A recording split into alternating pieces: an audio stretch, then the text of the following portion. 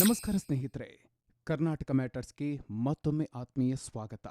ಸ್ನೇಹಿತರೆ, ಒಂದೆಡೆ Russia Ukraine ಯುದ್ಧ, ಇನ್ನೊಂದೆಡೆ ಅಮೆರಿಕ, ಇಸ್ರೇಲ್ ಹಾಗೂ ಇರಾನ್ ಸಂಘರ್ಷ, ಮತ್ತೊಂದೆಡೆ ಎಐ ಹಾವಳಿ. ಈ ಎಲ್ಲ ಭಾರಿ ಬೆಳವಣಿಗೆಗಳ ನಡುವೆ ಜಗತ್ತಿನ ಎರಡು ದೊಡ್ಡಣ್ಣ ದೇಶಗಳ ನಾಯಕರು ಮುಖಾಮುಖಿಯಾಗಿದ್ದಾರೆ. ಹೌದು, ಅಮೆರಿಕ ಅಧ್ಯಕ್ಷ ಡೊನಾಲ್ಡ್ ಟ್ರಂಪ್ ಬರೋಬ್ಬರಿ 9 ವರ್ಷಗಳ ನಂತರ ಚೀನಾ ನೆಲದ ಮೇಲೆ ಕಾಲಿಟ್ಟಿದ್ದಾರೆ. ಒಂದೆಡೆ ಇರಾನ್ ಜೊತೆಗಿನ ಯುದ್ಧದಲ್ಲಿ ಸಿಲುಕಿ ಹೈರಾಣಾಗಿರುವ ಅಮೆರಿಕ ಅಧ್ಯಕ್ಷ ಡೊನಾಲ್ಡ್ ಟ್ರಂಪ್, ಮತ್ತೊಂದೆಡೆ ಆರ್ಥಿಕತೆ ಕುಸಿದಿದ್ರೂ ನಾನೇ ಸುಪ್ರೀಂ ಎಂಬಂತೆ ತತ್ವಜ್ಞಾನಿಯ ಪೋಸ್ ಕೊಡ್ತಾ ಇರುವ ಚೀನಾ ಅಧ್ಯಕ್ಷ ಕ್ಸಿ ಜಿನ್ಪಿಂಗ್. ಟ್ರಂಪ್ ಅವರ ಈ ಚೀನಾ ಪ್ರವಾಸ ಜಗತ್ತಿನ ರಾಜಕೀಯ ಹಾಗೂ ಆರ್ಥಿಕತೆಯ ದಿಕ್ಕನ್ನೇ ಬದಲಿಸುವ ಸಾಧ್ಯತೆಯಿದೆ. ಹಾಗಾದ್ರೆ ಟ್ರಂಪ್ ಜೊತೆ ಏರ್ಫೋರ್ಸ್ 1 ವಿಮಾನದಲ್ಲಿ ಚೀನಾಗೆ ಹೋದ ಜಗತ್ತಿನ ಆ ಟಾಪ್ ಬಿಲಿಯನೇರ್ಗಳು ಯಾರು? ಅಮೆರಿಕವನ್ನ ಬೆದರಿಸಲು ಚೀನಾ ಬಳಿ ಇರುವ ಆ ರೇರ್ ಅರ್ತ್ ಬ್ರಹ್ಮಾಸ್ತ್ರ ಏನು? ಎಐ ಮತ್ತು ತೈವಾನ್ ವಿಚಾರದಲ್ಲಿ ಈ ಇಬ್ಬರು ನಾಯಕರ ನಡುವೆ ನಡೀತಾ ಇರುವ ಅಸಲಿ ಜಟಾಪಟಿ ಏನು? ಬನ್ನಿ ಇವತ್ತಿನ ವಿಡಿಯೋದಲ್ಲಿ ಡೀಟೇಲ್ ಆಗಿ ನೋಡೋಣ. ವಿಡಿಯೋ ಶುರು ಮಾಡೋದಿಕ್ಕೂ ಮೊದಲು ನೀವಿನ್ನೂ ನಮ್ಮ ಕರ್ನಾಟಕ ಮ್ಯಾಟರ್ಸ್ ಯೂಟ್ಯೂಬ್ ಚಾನಲ್ಗೆ ಸಬ್ಸ್ಕ್ರೈಬ್ ಆಗಿಲ್ಲ ಅಂದ್ರೆ ಈಗಲೇ ಸಬ್ಸ್ಕ್ರೈಬ್ ಆಗಿ, ಹಾಗೆ ಪಕ್ಕದಲ್ಲೇ ಇರೋ ಬೆಲ್ ಐಕಾನ್ ಪ್ರೆಸ್ ಮಾಡಿ. ದೈತ್ಯರ ಮುಖಾಮುಖಿ, ಟ್ರಂಪ್ ಜೊತೆ ಚೀನಾಗೆ ದಿಗ್ಗಜ ಉದ್ಯಮಿಗಳು ಎಂಟ್ರಿ. ಸ್ನೇಹಿತರೆ, ಡೊನಾಲ್ಡ್ ಟ್ರಂಪ್ ಅವರು ಚೀನಾದ ರಾಜಧಾನಿ ಬೀಜಿಂಗ್ಗೆ ಬಂದಿಳಿದಾಗ ಅವರಿಗೆ ಅದ್ಧೂರಿ ಸ್ವಾಗತ ಕೋರಲಾಗಿದೆ. ಆದರೆ ಇಲ್ಲಿ ಗಮನಿಸಬೇಕಾದ ಅತಿದೊಡ್ಡ ವಿಚಾರ ಅಂದ್ರೆ ಟ್ರಂಪ್ ಜೊತೆ ಚೀನಾಗೆ ಹೋಗಿರುವ ಆ ಸ್ಪೆಷಲ್ ಟೀಮ್. ಟ್ರಂಪ್ ಜೊತೆ ಅಮೆರಿಕಾದ ರಕ್ಷಣಾ ಕಾರ್ಯದರ್ಶಿ, ವಿದೇಶಾಂಗ ಕಾರ್ಯದರ್ಶಿಗಳು ಮಾತ್ರವಲ್ಲ, ಜಗತ್ತಿನ ಅತಿದೊಡ್ಡ ಶ್ರೀಮಂತ Elon Musk, Apple CEO Tim Cook ಮತ್ತು ಕೊನೆಯ ಕ್ಷಣದಲ್ಲಿ ಸ್ಪೆಷಲ್ ಇನ್ವಿಟೇಷನ್ ಮೇಲೆ ಎನ್ವಿಡಿಯಾ ಕಂಪನಿಯ ಸಿಇಒ ಜೆನ್ಸನ್ ಹುವಾಂಗ್ ಕೂಡ ಚೀನಾಗೆ ಹೋಗಿದ್ದಾರೆ.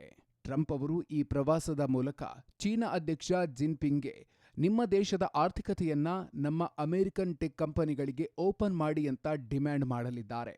ಆದ್ರೆ ಟ್ರಂಪ್ ಸದ್ಯ ಸ್ವಲ್ಪ ವೀಕ್ ಆಗಿದ್ದಾರೆ. ಯಾಕಂದ್ರೆ ಇರಾನ್ ಮೇಲಿನ ಯುದ್ಧ ನಮ್ಮ ಕಂಟ್ರೋಲ್ನಲ್ಲೇ ಇದೆ ಅಂತ ಟ್ರಂಪ್ ಹೇಳ್ತಾ ಇದ್ರು. ಅಸಲಿಗೆ ಇರಾನ್ ಯುದ್ಧದಿಂದಾಗಿ ಅಮೆರಿಕಾಗೆ ದೊಡ್ಡ ತಲೆನೋವು ಶುರುವಾಗಿದೆ. ಇದನ್ನ ಜಿನ್ಪಿಂಗ್ ಸೂಕ್ಷ್ಮವಾಗಿ ಗಮನಿಸ್ತಾ ಇದ್ದಾರೆ. ಹೀಗಾಗಿ ಅಮೆರಿಕಾದ ಬೇಡಿಕೆಗೆ ಚೀನಾ ಏನು ರಿಯಾಕ್ಷನ್ ಕೊಡುತ್ತೆ ಅನ್ನೋದನ್ನ ನೋಡ್ಬೇಕಿದೆ.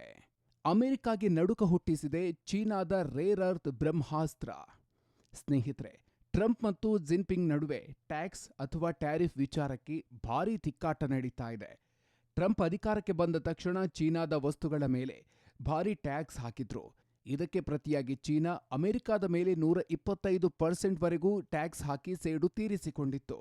ಆದರೆ ಚೀನಾ ಬಳಿ ಇರುವ ಅಸಲಿ ಬ್ರಹ್ಮಾಸ್ತ್ರ ಅಂದ್ರೆ ಅದು ರೇರ್ ಅರ್ತ್ ಮೆಟಲ್ಸ್. ಅಮೆರಿಕಾದ ಯುದ್ಧ ವಿಮಾನಗಳು, ಕ್ಷಿಪಣಿಗಳು, ಎಲೆಕ್ಟ್ರಿಕ್ ಕಾರುಗಳು ಹಾಗೂ ಮೊಬೈಲ್ ಚಿಪ್ಗಳನ್ನು ತಯಾರಿಸಲು ಬೇಕಾದ ಕಚ್ಚಾ ವಸ್ತುಗಳೇ ಈ ವಿರಳಾತಿ ವಿರಳ ಖನಿಜಗಳು. ಜಗತ್ತಿನ 90% ರೇರ್ ಅರ್ತ್ ಖನಿಜಗಳನ್ನ ಚೀನಾ ಒಂದೇ ಉತ್ಪಾದನೆ ಮಾಡುತ್ತೆ. ಹೀಗಾಗಿ ಯಾವಾಗ ಅಮೆರಿಕ ಚೀನಾ ಮೇಲೆ ಟ್ಯಾಕ್ಸ್ ಹಾಕಿತೋ ಆಗ ಚೀನಾ ಈ ರೇರ್ ಅರ್ತ್ ಖನಿಜಗಳನ್ನ ಅಮೆರಿಕಕ್ಕೆ ರಫ್ತು ಮಾಡೋದನ್ನೇ ಬ್ಯಾನ್ ಮಾಡಿಬಿಡ್ತು. ಇದರಿಂದ ಅಮೆರಿಕಾದ ಬೋಯಿಂಗ್, ಆಪಲ್ನಂತ ಬೃಹತ್ ಕಂಪನಿಗಳೇ ನಡುಗಿ ಹೋದ್ವು. ಕೊನೆಗೆ ಬೇರೆ ದಾರಿ ಕಾಣದೆ ಟ್ರಂಪ್ ಅವರು ಚೀನಾ ಜೊತೆ ತಾತ್ಕಾಲಿಕ ಒಪ್ಪಂದ ಮಾಡಿಕೊಂಡು ಟ್ಯಾಕ್ಸ್ ಕಡಿಮೆ ಮಾಡಿದ್ರು. ಈಗ ಆ ಒಪ್ಪಂದದ ಅವಧಿ ಮುಗಿತಾ ಇದ್ದು ಚೀನಾ ಮತ್ತೆ ರೇರ್ ಅರ್ತ್ ರಫ್ತು ನಿಲ್ಲಿಸಿದ್ರೆ ಅಮೆರಿಕದ ಆರ್ಥಿಕತೆಗೆ ದೊಡ್ಡ ಪೆಟ್ಟು ಬೀಳಲಿದೆ. ಮಹಾಯುದ್ಧಕ್ಕೆ ಕಾರಣವಾಗಲಿದೆಯಾ ಎಐ? ನಡೆಯಲಿದೆ ಬಿಸಿ ಬಿಸಿ ಚರ್ಚೆ. ಈ ಬಾರಿಯ ಸಭೆಯಲ್ಲಿ ಚರ್ಚೆಯಾಗಲಿರುವ ಮತ್ತೊಂದು ಅತ್ಯಂತ ಪ್ರಮುಖ ವಿಚಾರ ಅಂದ್ರೆ ಆರ್ಟಿಫಿಷಿಯಲ್ ಇಂಟೆಲಿಜೆನ್ಸ್. ಅಮೆರಿಕ ಮತ್ತು ಚೀನಾ ಎರಡೂ ದೇಶಗಳು ಎಐ ಬಳಸಿಕೊಂಡು ಅತ್ಯಾಧುನಿಕ ಡ್ರೋನ್ಗಳು ಮತ್ತು ಶಸ್ತ್ರಾಸ್ತ್ರಗಳನ್ನು ತಯಾರಿಸ್ತಾ ಇವೆ. ಚೀನಾದ ಡೀಪ್ ಸೀಕ್ ಎಐ ಬಂದ ಮೇಲೆ ಅಮೆರಿಕಕ್ಕೆ ನಡುಕ ಶುರುವಾಗಿದೆ. ಎಐ ತಂತ್ರಜ್ಞಾನ ಏನಾದ್ರೂ ಮನುಷ್ಯರ ಕೈ ತಪ್ಪಿ ತನ್ನಷ್ಟಕ್ಕೆ ತಾನೇ ನ್ಯೂಕ್ಲಿಯರ್ ವೆಪನ್ಗಳನ್ನು ಆಪರೇಟ್ ಮಾಡೋದಕ್ಕೆ ಶುರು ಮಾಡಿದ್ರೆ ಇಡೀ ಜಗತ್ತೇ ಸರ್ವನಾಶ ಆಗಲಿದೆ. ಹೀಗಾಗಿ ಎಐ ವಿಚಾರದಲ್ಲಿ ಒಂದು ನಿಯಂತ್ರಣ ರೇಖೆ ಎಳೆಯೋ ಬಗ್ಗೆ ಟ್ರಂಪ್ ಮತ್ತು ಜಿನ್ಪಿಂಗ್ ಚರ್ಚೆ ನಡೆಸಲಿದ್ದಾರೆ. ಅಮೆರಿಕ ಚೀನಾ ನಡುವೆ ತೈವಾನ್ ಟೆನ್ಷನ್ ಮತ್ತು ಜಿನ್ಪಿಂಗ್ ಮಾಸ್ಟರ್ ಮೈಂಡ್. ಇದೆಲ್ಲದರ ಜೊತೆಗೆ ತೈವಾನ್ ವಿಚಾರ ಕೂಡ ಸಭೆಯಲ್ಲಿ ಮುನ್ನೆಲೆಗೆ ಬರಲಿದೆ. ಚೀನಾ ತೈವಾನನ್ನ ತನ್ನದೇ ದೇಶದ ಭಾಗ ಅಂತ ಹೇಳ್ತಾ ಇದೆ. ಆದ್ರೆ ಅಮೆರಿಕ ತೈವಾನ್ಗೆ ಶಸ್ತ್ರಾಸ್ತ್ರಗಳನ್ನು ಪೂರೈಸ್ತಾ ಇದೆ. ಹೀಗಾಗಿ ಈ ಸಭೆಯಲ್ಲಿ ತೈವಾನ್ಗೆ ವೆಪನ್ಸ್ ಕೊಡೋದನ್ನ ನಿಲ್ಲಿಸಿ ಅಂತ ಜಿನ್ಪಿಂಗ್ ಖಡಕ್ ಆಗಿ ವಾರ್ನಿಂಗ್ ನೀಡುವ ಸಂಭವ ಇದೆ. ಒಟ್ಟಿನಲ್ಲಿ ಸ್ನೇಹಿತರೆ, ಡೊನಾಲ್ಡ್ ಟ್ರಂಪ್ ಅವರು ಜಿನ್ಪಿಂಗ್ ಅವರನ್ನ ಎಷ್ಟೇ ಹೊಗಳಿ ಮರಳು ಮಾಡೋದಿಕ್ಕೆ ಪ್ರಯತ್ನಿಸಿದ್ರು ಜಿನ್ಪಿಂಗ್ ಅದಕ್ಕೆಲ್ಲ ಬಗ್ಗೋ ಲಕ್ಷಣ ಇಲ್ಲ. ತಮ್ಮನ್ನು ತಾವು ಜಗತ್ತಿನ ಓರ್ವ ತತ್ವಜ್ಞಾನಿಯಂತೆ ಭಾವಿಸೋ ಜಿನ್ಪಿಂಗ್ಗೆ ವೈಯಕ್ತಿಕ ಸಂಬಂಧಗಳಿಗಿಂತ ದೇಶದ ಹಿತಾಸಕ್ತಿಯೇ ಮುಖ್ಯ. ಹಾಗಾಗಿ ಒಂದು ಕಡೆ ಈ ಭೇಟಿಯಲ್ಲಿ ದೊಡ್ಡ ಮಟ್ಟದ ಬದಲಾವಣೆಗಳಾಗತ್ತೆ ಅಂತ ಜಗತ್ತು ನಿರೀಕ್ಷಿಸ್ತಾ ಇದ್ರೆ, ಹಾಗೇನೂ ಆಗಲ್ಲ. ಅಮೆರಿಕದ ಸೋಯಾಬೀನ್ ಮತ್ತು ವಿಮಾನದ ಬಿಡಿಭಾಗಗಳನ್ನ ಚೀನಾ ಖರೀದಿಸೋ ಕೆಲವು ಸಣ್ಣಪುಟ್ಟ ಒಪ್ಪಂದಗಳಷ್ಟೇ ಆಗೋ ಸಾಧ್ಯತೆ ಇದೆಯಂತ ತಜ್ಞರು ವಿಶ್ಲೇಷಿಸ್ತಾ ಇದ್ದಾರೆ. ಸ್ನೇಹಿತರೆ, ನೀವೇನ್ ಹೇಳ್ತೀರಿ? ಟ್ರಂಪ್ ಮತ್ತು ಜಿನ್ಪಿಂಗ್ ನಡುವಿನ ಈ ಹೈ ವೋಲ್ಟೇಜ್ ಮೀಟಿಂಗ್ನಿಂದ ಜಾಗತಿಕ ಮಟ್ಟದಲ್ಲಿ ದೊಡ್ಡ ಬದಲಾವಣೆ ಆಗ್ಬಹುದಾ? ಚೀನಾದ ರೇರ್ ಅರ್ತ್ ಅಸ್ತ್ರದ ಮುಂದೆ ಅಮೆರಿಕ ತಲೆಬಾಗುತ್ತಾ?